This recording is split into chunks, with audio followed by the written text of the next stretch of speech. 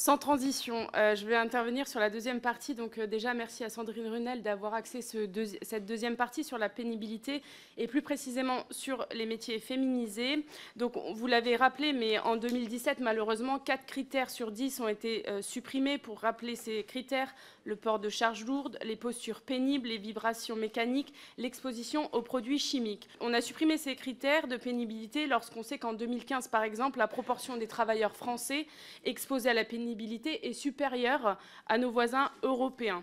Et pourtant, toujours moins de protection des salariés. Et là, je pense précisément à l'inspection du travail qui, aujourd'hui, est réduite de 20%, avec des effectifs qui est un frein, en fait, pour l'application rigoureuse du Code du travail, et notamment dans les métiers à risque. Et vous l'avez dit, Madame la rapporteure, les secteurs de l'industrie, mais aussi du BTP.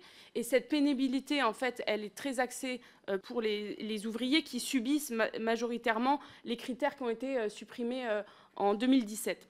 Et je vais revenir sur les femmes aussi qui sont confrontées aujourd'hui à des pénibilités, et notamment dans des métiers très féminisés. Vous l'avez dit, les aides à domicile, les aides ménagères qui représentent 97%, en tout cas les femmes représentent 97% de cet emploi. Elles ont des charges lourdes, des contraintes de posture.